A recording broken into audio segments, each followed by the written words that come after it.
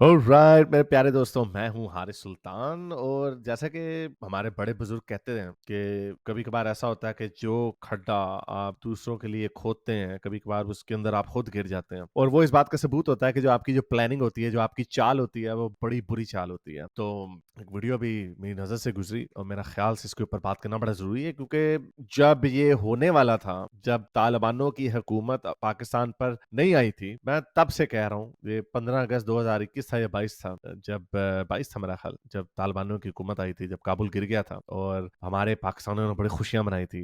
वजीर आजम ने कहा था, उस वक्त के वजीर आजम इमरान खान ने, वो गुलामी की जंजीरें तोड़ दी और हमने पूरे बड़ा उनको ना फरवर आया, anti America element, anti west element इनको डाला गया। और मैं उस वक्त से कह रहा था और उससे पहले भी कह रहा था कि तुम लोगों को पता नहीं है, इन्होंने तुम्हारी धज्जियां उड़ा देनी है, क्योंकि उनमें गुस्सा ही बढ़ा इस दफा कि तुमने अमेरिका के साथ, क्योंकि हमने डबल गेम खेली, अमेरिका से डॉलर भी पकड़ते रहे, इधर से पकड़ के अमेरिका को देते भी रहे और तालिबानों को कहते रहे यार सॉरी यार समझा करो हमारी प्रॉब्लम है। तो ये जो दो नंबरी होती है, जो चक्र, ये जो चालें जो लोग चलते हैं, जो ज्यादा शनपति बनने की कोशिश करते हैं, तो फिर उनके साथ ऐसा ही होता है। अब आपको पता है कि पाकिस्तान में बार बार दहशतगर्दी के जो वाकयात है उनके अंदर बढ़ावा आ रहा है, और उधर से ये वो लोग हैं जिनको हमने बड़े पाल पोस के हमने कहा हम तुम्हारे साथ हैं। अमेरिका के साथ भी दो नंबरी की, अब अमेरिका कह रहा हम भुगता मजे करो, और अमेरिका असला भी बहुत सारा छोड़ के गया वहां पे। तो अब हमारे जो ताकतवर नंबर 1 है, वो बेचारे कुछ कर भी नहीं सकते उनके साथ, वो क्या करेंगे अब। और एक अभी हमने F-16 से वहां पे बम गिराया था 1-2 महीने पहले, और फिर उनको हम धबका धुबका मारते हैं और हो जाते हैं, लेकिन जो नफरत है ना, वो उनके दिल में आ चुकी हुई है। और वो ऐसी नफरत है, अभी पुतिन ने बुलाया उनको, तालिबानों को, इकोनॉमिक कॉन्फ्रेंस में, चाइना भी उनके साथ डील कर रहा है। इंडिया पहले ऑब्वियसली एंटी तालिबान था, लेकिन अब इंडिया को वो कुछ कह ही नहीं रहे, क्योंकि एक तो इंडिया दूर है उनसे, और दूसरा क्या पंगा लेने की जरूरत है भाई, जब वो आपको कुछ कह नहीं रहे तो क्या पंगा लेने की। तो जो हमारे जो छोटे भाई थे, वो बड़ी हमसे अब नफरत करते हैं, और आए दिन इनके मुज़ाकरात नाकाम होते रहते हैं। अभी हमारे एक मिनिस्टर ने जाना था, उसको रास्ते में कह दिया, ओ भाई इधर ना आना, हम तुम्हारे साथ जंग लड़ने लगे और तुम हमारे साथ लोलोपोचो करने आ रहे हो, अब ये ड्रामेबाजी वैसे नहीं चलेगी। तो वहाँ पे सेंटीमेंट कैसा पाया जाता है, वो एक वीडियो मेरी नजर से गुजरी, आपके सामने शेयर करता हूँ। लेकिन आगे जाने से पहले इस वीडियो के साथ लाइक करें, शेयर करें, नीचे कमेंट्स अपने ख्यालात का इज़हार जरूर करें। तो ये देखें, ये एक वीडियो वायरल हुई हुई है, इस पे एक इंडियन लड़का, मेरा ख्याल से व्लॉगर है शायद, वहां पे ट्रैवल करने गया बता, तो उसके उसके साथ हमारे एक मुसलमान भाई बाबा जी क्या कह रहे हैं, मुसलमान हैं हमारे पेटी भाई, इस्लाम और मुसलमान सारे हमेशा इकट्ठे, ये हिंदू शिंदू काफिर शाफिर, उफ, इस्लाम के मामले में हम सब इकट्ठे हैं। हैं जी, जरा उम्मा का प्यार देखिए। हमारा दोस्त भाई बिल्कुल भाई है। हाँ। कह रहे हैं तुम इंडिया हमारा भाई ही है, इंसान हमारा दुश्मन है। उस तरफ तुम मारो, इस तरफ मैं मारता है, तुम क्यों। आप एक रोड बना लो जहाँ हम दोनों मिल सकते, हम दोनों मिल सकते हैं। उस तुम मारो, इस तरफ हम मारता है, इंशाल्लाह दुनिया से गुम करता है। उधर से इंडिया तुम मारो, इधर से हम मारे। मजे की बात ये, इंडिया ने आज तक हम पे हमला नहीं किया, जो हमारा अजली दुश्मन है, बचपन से हमें पढ़ाया गया, वो दुश्मन है वो। इंडिया ने कभी पाकिस्तान के वजूद को ही तस्लीम नहीं किया, आज तक उन्होंने हमला नहीं किया। बांग्लादेश में भी जो हमने किया, वो हमारी करतूत थी, वहां पे इतने बंगाली मारे कि लाखों वहां से जो बंगाली बेचारे वेस्ट बंगाल इंडिया में चले गए। तो इंडिया को कुछ ना कुछ तो करना ही था ना, एक ह्यूमन कैटेस्ट्रोफी हो रही थी, उसको कहते हैं जीनोसाइड। 30 लाख बंगाली मारे हमने 71 में, 70 से 71 तक 30 लाख। जंग से पहले भी हम बहुत सारे मार चुके थे, उसको कहते हैं जीनोसाइड। ये जो 30,000 25,000 है, बल्कि अब यूएन ने नंबर रिपीट कर दिया, 25,000 उधर गजा में मरे, तो उसको 25,000 को जीनोसाइड बोलते हैं, उसको कहते हैं। तो इंडिया को कुछ ना कुछ तो करना था, लेकिन इंडिया ने कभी मेनलैंड पाकिस्तान पे कभी अटैक नहीं किया डायरेक्टली। तो वो आपके तालिबान भाइयों के पास आज ताकत हो ना, आपकी धज्जियां उड़ा दें। इंडिया के पास ताकत है, लेकिन नहीं उड़ाई आपकी धज्जियां, पहले भी थी। कन्वेंशनली भी आपको काबू कर सकते हैं, लेकिन उनके पास ताकत है, लेकिन फिर भी कभी उन्होंने इस्तेमाल नहीं किया। तो ये आप लोगों का हाल है, सुनिए बाबा जी और क्या कह रहे हैं।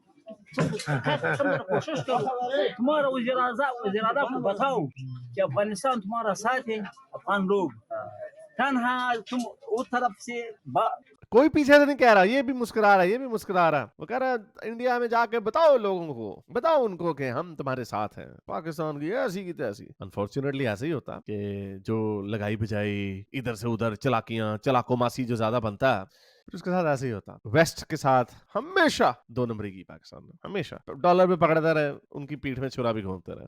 इंडिया को हमने एमी फजूल में दुश्मन बनाया हुआ था, तो देख लो भाई ये कर दिया सांप की आगे आंडिया ने। लड़ाई करो हमसे, इस तरफ ये दुनिया से महव करेगा। देखिए हम दुनिया से खत्म कर देंगे इनको। इतना मारो, उधर से तुम इधर से हम। तो ये हाल है आपका। और हमें इन लोगों को बताया गया था जी, बड़े आपके दोस्त हैं वो, जिन लोगों को बताया गया था, जो आपका लीडर था, यूथियों का बाप जो था, जो कह रहा था वो जी गुलामी की जंजीरें तोड़ दी, अब उसको निकाल के छितरम छितरी करके जरा छितर निकाल देना, जरा उसको पकड़ो तो सही कि ये तुमने हमें किस ट्रक की बत्ती के पीछे लगाया था। वो फिर बात घुमा देगा, कहेगा नहीं वो तो देखें आप इसलिए कर रहे हैं क्योंकि हमारी जो फौज है उन्होंने ये काम गलत इस तरह के किया। नहीं, अब आपकी पॉलिसी शुरू से ही ऐसी है। ये दरिंदे आपके दोस्त हो ही नहीं सकते। उनकी वैल्यूज और हैं, आपकी वैल्यूज और हैं, और इधर से इंडिया वालों की वैल्यूज और हैं। उनकी वैल्यूज औरतों को डंडे मार के अंदर घर में तुन के रखना है, कुन्ने खोलना, उनको लड़कियों को स्कूल कॉलेज में ना भेजना, ये उनकी वैल्यूज हैं। वो आपसे नफरत इस वजह से करते हैं, वो इंडिया की मोहब्बत नहीं करते, वो आपसे नफरत इसलिए करते हैं क्योंकि वो एक तो आपकी पॉलिटिकल पॉलिसियां जो गंदी थी आपने मारे लोगों, दूसरा जो तालिबान है वो कहते हैं कि पाकिस्तान में कुफर का निजाम चल रहा है। इस्लाम आ गया ना बीच में फिर कि भाई ये, और टीवी ड्रामे भी चल रहे हैं और अपने आप को मुसलमान भी कह रहे हैं, लड़कियों के कॉलेज यूनिवर्सिटियां भी खोली हुई हैं और अपने आप को मुसलमान भी कह रहे हैं, क्योंकि इस्लाम में तो कोई इन चीजों की जगह गुंजाइश नहीं है। औरत खुशबू लगा ले, उसके खुशबू से जो जो किसी के नथने में अगर खुशबू पड़ जाए ना तो जन्नम चले जाते हैं। हजरत उमर ने पुराने वक्तों में मस्जिद में तालीम होती थी ना, दीनी तालीम, उसको एक ही तालीम कर जाना, हजरत उमर ने औरतों को मस्जिद में जाना बैन कर दिया, जिसकी वजह से रिवायत पड़ी कि लड़कियों को पढ़ना लिखने की जरूरत नहीं है। बताएं ना जरा कौन सी आपकी कोई बड़ी स्कॉलर औरतें गुजरी हैं। हजरत आयशा की मिसाल देते हैं कि हजरत आयशा ने बड़ी हदीसें रिकॉर्ड की, वो प्राइवेट में उन्होंने करवा दी क्योंकि मजबूरी थी उनकी।